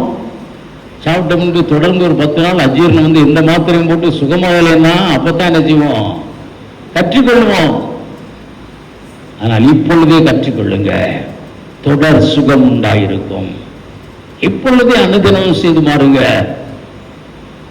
தொடர் காரியங்கள் உண்டாயிருக்கும். நானும் உங்களை மாதிரி தாங்க. நான் ஆடு பைக்கில் போறேன், நான் ஆடு வரேன். ஆனால் என்னைக்காவது ஒரு சின்ன பிரச்சனை ஒரு பைக்கில் வந்துருச்சுன்னா, அல்லது போற இடத்துல ஒரு சின்ன ஸ்லிப் ஆகுற மாதிரி ஒரு சூழ்நிலை வந்துச்சுன்னா, ஆண்டவர் கிருபையில வரல, அப்படி வந்துச்சுன்னா, ஆண்டவரே ஒவ்வொரு நாள் நான் கிளம்பும் போது என்ன செய்வேன்? ஜெபம் பண்ணிட்டு பைக் எடுப்பேன்னு சொல்லுவோம். 2 நாள் செய்வோம், 3 நாள் செய்வோம். 4வது நாள் இருந்து என்னது? கற்றுக்கொள்ள வேண்டும். தொடர் ஆசீர்வாதம் நம்ம குடும்பத்தில் வரணும்னா, போராட்டம் வராம இருக்கணும்னா, எப்பொழுதும் இருக்கணும்னா, இந்த காரியங்களை நீங்க கற்றுக்கொள்ளணும். அடுத்து ஒரே ஒரு காரியத்தை பார்த்து முடிக்கலாம். தேவ ஆலோசனையை பெற்று கடந்து செல். தேவ ஆலோசனைகளை பெற்று அதற்கு பின்பு அவர்கள் தொடர் வெற்றி அவங்களுக்கு உண்டாயிற்று. எப்போ உண்டாயிற்றுனா, தேவனிடத்திலே ஆலோசனை கேட்டாங்க. ஆண்டவரே என்ன செய்யணும், என்ன செய்யணும்? என்னங்க அவசர உலகம், இதுல நாங்களே பெரிய ஆளு, நாங்களே பெரிய டிக்ஷனரி, இதுல நான் போய் யார்கிட்ட போய் ஆலோசனை கேட்கறது? நானே 100 பேருக்கு ஆலோசனை சொல்லுவேனே அப்படின்னு இன்னைக்கு என்ன செய்யறோம்? ஆண்டவர்கிட்ட கேட்கறதில்ல. ஆண்டவர் தன்னுடைய பிள்ளைகள் சின்ன காரியமானாலும் பெரிய காரியமானாலும் அவரிடத்திலே கேட்க விரும்புகிறார். அவருக்கு ஒரு பேர் என்னது? நமக்கு ஒரு பாலகன் கொடுக்கப்பட்டார். அவர் நாமம் அதிசயமானவர், ஆலோசனை கர்த்தர். ஆலோசனை கர்த்தர். பரிசுத்தாவி உங்களிடத்தில் வரும்பொழுது நீங்கள் அந்நிய பாஷையை பேசி பெரிய ஆளா இருப்பீங்கன்னு சொன்னாரா? இல்ல, அவர் உங்களை சகலத்தில் என்ன செய்வார்? நடத்துவார். அவரிடத்துல கேளுங்க, அவர் உங்களை கற்றுக் கொடுப்பார். ஒரு சின்ன பிரச்சனை எதற்கு வருகிறது என்றால், ஒவ்வொரு காரியத்திலும் நம்ம தேவ ஆலோசனையை கேட்டு நடக்கணும்னு சொல்லி கற்றுக் கொடுக்கிறார். எப்படிங்க ஆலோசனை வருமா? கேட்டா வரும், கேட்டா வரும். நம்ம கேட்கறது இல்ல, அப்படி போய்கிட்டே இருக்கோம். இதானே ஏன் அவர்கள் கேட்கல? அவங்க என்ன சொன்னாங்க? ஆய்வு பட்டணம் தான், சின்ன பட்டணம் தான், எல்லாரும் போக வேண்டாம், ஒரு 2000 பேர் அனுப்புனா போதும், தூக்கிட்டு வந்துடலாம். ஏன் அவர்கள் ஆலோசனை கேட்கல? எங்களால இது முடியும். உன்னால முடியுமோ முடியாதோ? ஆலோசனை கேளு. நான் சில காரியங்களை ரொம்ப வியந்து நான் சில வேளைகளிலே மனதில் பார்ப்பேன். சமையலை பற்றி பெரும்பாலும் ஆண்களுக்கு ஒன்றும் தெரியாது. ஆண்களுக்கு தான் தெரியும், பெரும்பாலும் ஆண்களுக்கு. எல்லாரும் சமைக்கிறாங்க இல்ல, என்ன தெரியும்? சாப்பிட தான் தெரியும். அப்ப அப்படி சாப்பிட மட்டுமே தெரிஞ்ச பெண்களுக்கு என்ன தெரியும்? சமையல்ல விதவிதமா செய்ய தெரியும். ஆனால் நீங்க பார்த்தீங்கன்னா காலையில் எந்திரிச்ச உடனே பெரும்பாலான அந்த குடும்ப பெண்கள் தங்களுடைய கணவரை பார்த்து செய்வாங்க, கேட்பாங்க, இன்னைக்கு என்னங்க வைக்கட்டும், இன்னைக்கு என்ன செய்ய, என்ன குழம்பு வைக்க, என்ன கூட்டு வைக்க. கடைசியில் அவங்க நினைச்சுதான் வைப்பாங்க. ஆனால் ஆலோசனை யார்கிட்ட கேட்கிறாங்க? குடும்ப தலைவர்கிட்ட கேட்கிறாங்கல்ல. நீ நினைச்சதான் செய்யலாம், ஆனா ஆலோசனை முதல்ல கர்த்தர்கிட்ட கேளு. அவர் சில வேளைகளில் தடுத்து நிறுத்துவார், போகாதறாங்க. அவர்கள் அதை கேட்கல. இந்த பிரச்சனையான வேளை அவர்கள் கற்றுக்கொள்ளணும்னு விரும்புகிறார். சிறிய காரியமானாலும் பெரிய காரியமானாலும் தேவ சமூகத்திலே வைத்து கடந்து செல்ல வேண்டும், வைத்து கடந்து செல்ல வேண்டும். இதை தவறுவோம் என்றால் அந்த காரியம் எளிதாய் முடிய வேண்டிய ஒரு காரியம் ஒரு குழப்பமாய் மாறும். எளிதாய் பிடிக்கப்பட வேண்டிய ஆயி ஒரு குழப்பமாய் மாறுவதற்கு காரணம் தேவ ஆலோசனையை கேட்கும்படி அவர்கள் தரித்திருக்கவில்லை. எரிகோவை பிடிக்கும்படி அவர்கள் தரித்திருந்தார்கள், தேவ ஆலோசனையை பெற்றுக் கொண்டாங்க. இன்னும் அமலேக்கியரை முறியடிக்கும்படியாய் அவர்கள் தரித்திருந்தாங்க, தேவ ஆலோசனையை கேட்டாங்க, தேவ ஆலோசனை சொன்னாங்க. இன்னும் செங்கடல் பிளக்கிறதற்கு முன்பாக ஆண்டவரை நோக்கி பார்த்தாங்க, ஆண்டவரிடத்தில் ஆலோசனை கேட்டாங்க. அந்த ஆலோசனை கேட்டவுடன் அதிசயம் நடந்தது. லாயி பட்டணத்துல ஆலோசனை அவங்க என்ன செய்யல, கேட்கல. அதனாலே தோல்வி. சில பிரச்சனைகள் நம்முடைய வாழ்விலே வருகிறதற்கு சின்ன காரியம்தான். அமர்ந்திருந்து கேளுங்க. இது எல்லாத்துக்கும் பிரச்சனை என்ன? ஒரு ஷாப்பிங் போறதுக்கு முன்னால ஆண்டவர்கிட்ட சொல்றதில்லை, ஷாப்பிங் போயிட்டு வந்த பிறகு ஒரு ஆண்டவர்கிட்ட சொல்றதில்லை, துதிக்கிறதில்லை. ஒரு டூர் போகும் முன்பு ஆண்டவர்கிட்ட கேட்கறதில்லை, டூர் போயிட்டு வந்த உடனே துதிக்கிறதில்லை, ஆண்டவர்கிட்ட ஆலோசனை கேட்கறதில்லைன்னா தேவ சமூகத்துல கொஞ்ச நேரம் ஒரு 5 நிமிஷம் உட்காந்து ஜெபிக்க நமக்கு என்ன செய்யுது? கஷ்டமா இருக்கு. ஜெபிக்க என்ன செய்யுது? கஷ்டமா இருக்கு. ஃப்ரெண்ட்ஸோட போன்ல பேசுனா எடுத்து இப்படி காதுல வச்சோம்னா கை வலிக்க வலிக்க பேசுறாங்க. அதனால என்ன செய்றாங்க? அதுலயும் என்னத்தையும் ஒரு ப்ளூடூத்தை போட்டு உள்ள வச்சுட்டு பேசிக்கிட்டே இருக்காங்க. ஆனால் தேவனோடு கூட பேசுவதற்கு நமக்கு எப்படி இருக்கு? கொஞ்சம் கசக்குது. வாலிப பிள்ளைகள் அப்படிதானம்மா? இங்க பாருங்கம்மா, நான் பேசிக்கிட்டு இருக்கேன், இங்க பாருங்க. ஆண்டவர்கிட்ட பேசுறதுக்கு நம்ம என்ன செய்யறோம்? கொஞ்சம் கஷ்டப்படுறோம். ஆலோசனை கேளு, தேவனை துதி, தேவனுக்கு துதி மகிமைய கொண்டு வா. ஒரு நாளும் நான் இதை செஞ்சேன்னு பெருமை பாராட்டாத. பிரியமானவர்களே, என்னுடைய வாழ்வில் எனக்கு ஆண்டவர் ஒரு சொல்லலாம் என்னார்மஸ் ஸ்ட்ரென்த்தை கொடுத்திருந்தார். டயர்ட்னஸ் என் வாழ்வில் நான் ஃபீல் பண்ணதே இல்லை. நான் வாட்டு ஓடிக்கிட்டே இருந்தேன். வந்து அங்கே மீட்டிங் போவேன், இங்கே மீட்டிங் போவேன், இதை செய்வேன், அதை செய்வேன், திரும்ப வந்து வீட்டில் வந்து சாப்பிடுவேன், அடுத்த மீட்டிங் கிளம்புவேன். ஒரு நாளும் துதி ஸ்தோத்திரம் இல்லை. இதுக்காக ஆண்டவர் பாதத்தில் அமர்றது, எனக்கு ஒரு செய்தியை கொடுங்க, நான் அங்கே போகணும் இங்கே போகணும்னு. 2008 ஒரு ஹார்ட் அட்டாக் வந்தது. அதற்கு பின்பு கற்றுக்கொண்டேன், எங்கே தான் ஓடினாலும் இதெல்லாம் கொடுக்கறது யார் தான்? தேவன். கற்றுக்கொண்டேன். அதிலிருந்து ஒரு சின்ன ஜெபம், ஆண்டவரே இந்த நாளை ஆசீர்வதித்தாங்க, என்னால் இதை கடந்து செல்ல முடியாது, நீங்க எனக்கு துணை செய்யுங்க. பிரியமானவர்களே, இதற்காகத்தான் நம்முடைய வாழ்விலே சின்ன சின்ன பிரச்சனையை கர்த்தர் கொண்டு வருகிறார்.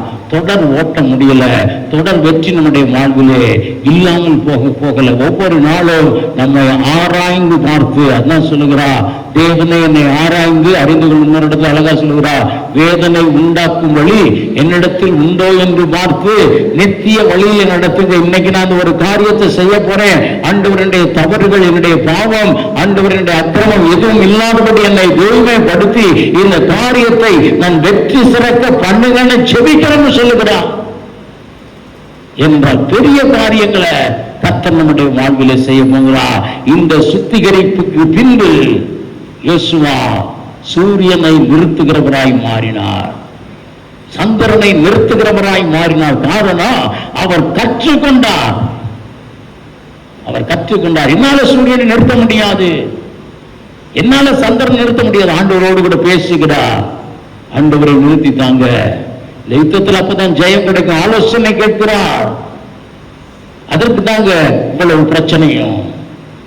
தொடர்ந்து நீ பெரிய காரியங்களை செய்ய போகிறாய். தொடர்ந்து உனக்கு கர்த்தர் பெரிய ஆசீர்வாதங்களை கர்த்தர் கொடுக்க போகிறார். தொடர்ந்து நீ பெரியவனாக போகிறாய். வாக்குத்தத்தங்கள் உனக்கு நிறைவேற போகிறது. அதனாலே கற்றுக்கொள்.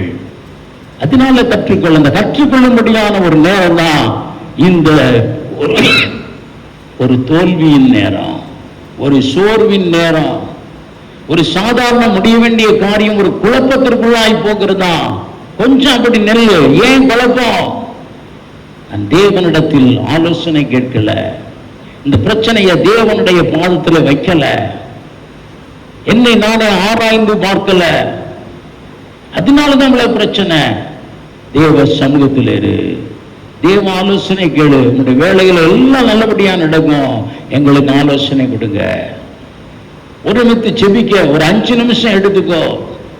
தேவன் செய்த நன்மை எல்லாம் சொல்லி துதி. குழப்பமே இருக்காது. ஆண்டவர் ஆலோசனை கொடுமா, ஒரே கல்லுல 2 மாங்காய் அடிப்ப. தேவன் ஆலோசனை பெற. அதுக்கு தாங்க நம்முடைய வாழ்வில் சில பிரச்சனைகளை கர்த்தர் கொண்டு வருகிறார். ஏன்? நம்மை நேசிப்பதினாலே. வாக்குத்தத்தம் கொடுத்திருக்கிறார், ஒருவனும் ஜெயிக்க முடியாது. ஆனால் இதற்கு அப்புறம் தான் எல்லா ராஜாக்களையும் ஜெயித்தார். ஒரு பிரேக் ஆண்டவர் நினைச்சிருந்தா இதுல இருந்தும் அப்படி கொண்டு போயிருக்க முடியும். ஆனால் பெரிய காரியங்களை அவர் செய்திருக்க முடியாது. எப்பொழுதும் பரிசுத்தம், எப்பொழுதும் தேவ வார்த்தைக்கு கீழ்ப்படிதல், இன்னும் பெருமை பேசாத ஒரு நாவு, எப்பொழுதும் தேவனுக்கு மகிமை செலுத்துகிற ஒரு நாவு, எப்பொழுதும் தேவ சமூகத்திலே ஆலோசனை கேட்கிறவர்களாய் கடந்து செல்லுங்கள். ஜெயம் ஜெயம் ஜெயம் ஜெயம். என்னைக்கு நமக்கு தான் வெற்றி, நமக்கு தான் தோல்வி இல்லை. கர்த்தர் நம்மை அப்படியே ஆசீர்வதிப்பார். எல்லாரும் தலை தாழ்த்தி தேவ சமூகத்திலே நம்மை நாமே சோதித்து பார்ப்போம்.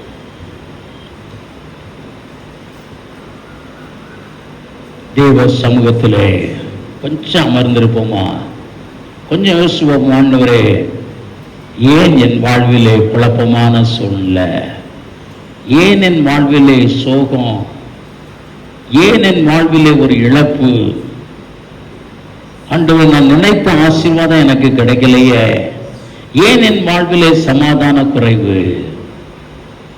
ஆண்டவருடைய பாதத்திலே நம்ம காத்திருக்கிற நேரம் குறைவு. காத்திருக்கும் பொழுது அவர் கற்றுக் கொடுக்கிறார். ஏன்னு சொல்லி கற்றுக் கொடுக்கிறார். என்ன செய்யணும்னு கற்றுக் கொடுக்கிறார். ஆலோசனை தருகிறார். தொடர் வெற்றிக்கான வழிகளை சொல்லிக் கொடுக்கிறார்.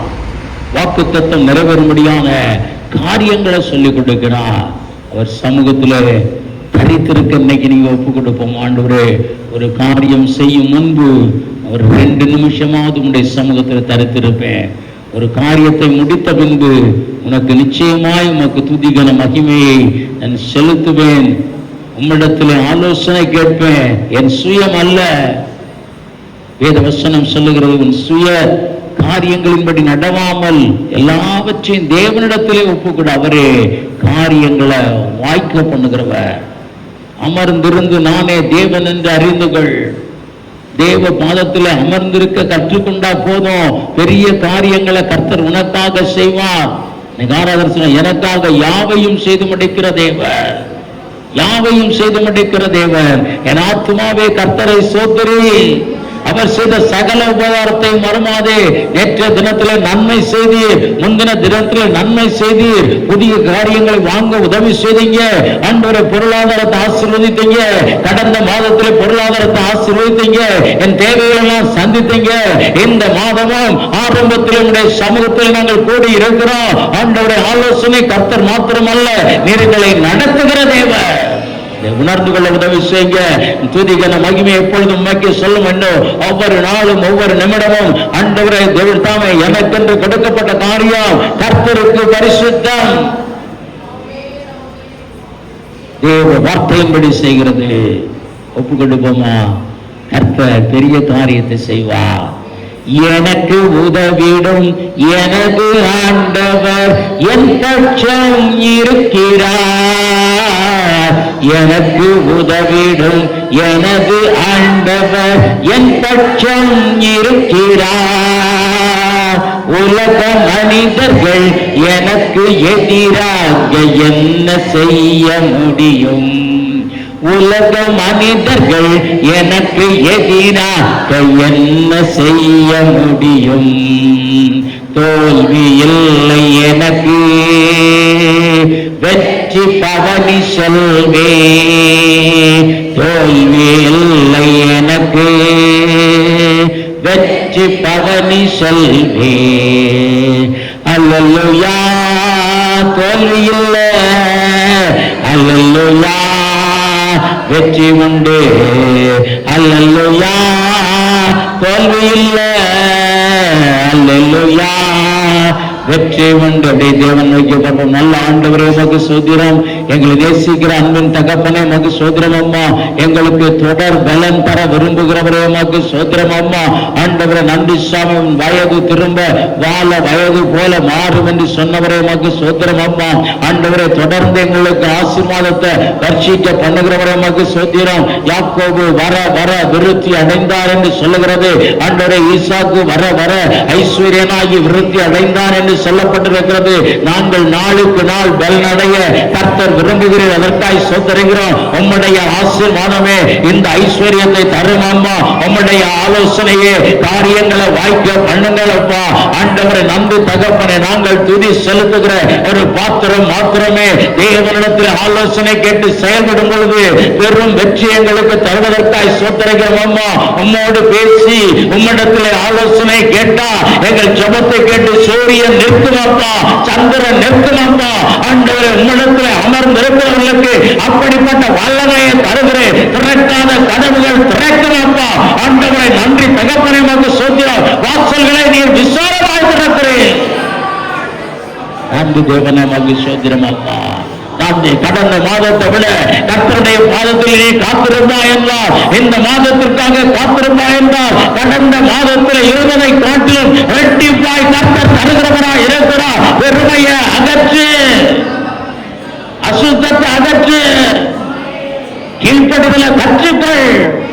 தேவ சமூகத்தில் அமர்ந்திருக்கிற வேலையை அதிகப்படுத்த அவரிடத்தில் கேளு, ஆலோசனை கேளு, நன்றி செலுத்து. தேவனிடத்தில் எல்லாவற்றையும் ஒப்புக்கூடாது. ஒரு ஷாப்பிங்கா இருக்கலாம், ஒரு சாதாரண விசிட்டா இருக்கலாம், ஒரு டூரா இருக்கலாம், ஒரு காரியமா இருக்கலாம், குடும்பமா, முதல்ல ஒப்புக்கூட காரியத்தை கர்த்தர் பெரிய காரியத்தை செய்வார், பெரிய காரியத்தை செய்வார். நன்றி தகப்பனே. மகிழ்ந்து களிகோரு மகனே பயம் வேண்டாம், மகிழ்ந்து களிகோரு மகனே பயம் வேண்டாம். மன்னவரேசு நம் நடுவில் பெரிய காரியம் செய்திடுவார். மன்னவனேசு நம் நடுவில் பெரிய காரியம் செய்திடுவார். தேவையை நினைத்து திகையாதே, தெய்வத்தை பார்த்து நன்றி சொல்லு. தேவையை நினைத்து திகையாதே, தெய்வத்தை பார்த்து நன்றி சொல்லு. கொஞ்சத்தை கண்டு குழம்பாதே, கொடுப்பவர் உண்டு கொண்டாடு. கொஞ்சத்தை கண்டு குழம்பாதே, கொடுப்பவர் உண்டு கொண்டாடு. மகிழ்ந்து களிகோரு மகனே பயம் வேண்டாம். மன்னவரேசு நம் நடுவில் பெரிய காரியம் செய்திடுவார். தொடர் வெற்றி யோசுவாவுக்கு உண்டான காரணம், ஒரு தோல்வி வந்தவுடன் அங்கும் இங்கும் போய் ஆலோசனை நடத்தாமல அவரும் மூப்பர்களும் தேவனுடைய உடன்படிக்கை பெட்டியாகிய அவருடைய சமூகத்திலே விழுந்து கிடந்தார்கள். தேவன் கற்று கொடுத்தார், தேவன் ஆசீர்வதித்தார், தேவன் ஆலோசனைகளை தந்தார், தொடர் வெற்றியை தந்தார், பெரிய காரியத்தை தந்தார். யோசுவாவின் நாமம் மகிமைப்பட்டது. இஸ்ரவேல் புத்திரருக்கு ஆண்டவர் வாக்குத்தத்தம் பண்ணின கானான் கிடைத்தது. அமர்ந்திருந்து அவரே தேவன் என்று அறிந்துகள். நீ அமர்ந்திருந்தா போதும், அவர் கற்றுக் கொடுப்பார், அவர் கற்றுக் கொடுப்பார். விளக்க வேண்டியதை அவர் விளக்குவார், சேர்க்க வேண்டியதை அவர் சேர்ப்பார். தொடர்ந்து பலப்படுவாய், தொடர்ந்து பெருகுவாய், தொடர்ந்து புதுபலன் அடைவாய், தொடர்ந்து ஆசீர்வதிக்கப்படுவாய். உன்னை எதிர்க்கிறவன் இல்லை, பிரச்சனை மாறும்.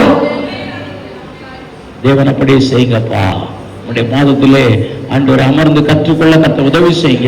ஒவ்வொருவருக்கும் இன்றைக்கு இருக்கிற பிரச்சனைகளை கர்த்தர் முழுவதுமாய் மாற்றுங்க. குழப்பமான பிரச்சனைகள் இயேசு கிறிஸ்துவின் நாமத்தில் அமைதியாய் மாறுவதாக. ஆண்டவரை வாய்க்காத திறக்காத கதவுகள் ஆண்டவரை எங்களுக்கு என்று திறக்கப்படுவதாக, விசாலமாய் திறக்கப்படுவதாக. ஆண்டவரை வானத்தின் பலகணிகளை திறந்து இடம் கொள்ளாமற் போக மட்டும் எங்களை நீர் நிரப்புகிறவனா இருக்கிறீங்க. உம்முடைய பாதத்தில் அமர்ந்திருக்கும் பொழுது கர்த்தர் அப்படியே செய்கிறதற்காய் சொல்கிறார். அந்த ஒருவரையும் பேர ஆசீர்வதிங்க. நம்முடைய திருக்கரத்தில் உபயோகிக்கிறோம். கூட இருந்து பாதுகாத்து பராமரித்து ஆசீர்வதித்து மகிழ பண்ணும்படியாய் இயேசு கிறிஸ்துவின் நாமத்திலே ஜெபிக்கிறோம் நல்ல பிதாவே, ஆமென். என் ஆத்மாவே கர்த்தரை சொஸ்தரி, என் முழு உள்ளமையோட பரிசுத்த நாமத்தை சொஸ்தரி. என் ஆத்மாவே கர்த்தரை சொஸ்தரி, கர்த்தர் செய்த சகல பாரலை மறவாதே, ஆமென். என்னுடைய கர்த்தராகிய இயேசு கிறிஸ்துவின் கிருபையும் பிதாவாகிய தேவனுடைய அன்பும் பரிசுத்த ஆவியின் இனி ஐக்கியம் சந்தோஷம் சமாதானமும் நம்ம நிரோடு கூட இன்றும் இன்றும் சதா காலம் உண்டாயிருப்பதாக, ஆமென். அல்லேலூயா, அல்லேலூயா, அல்லேலூயா.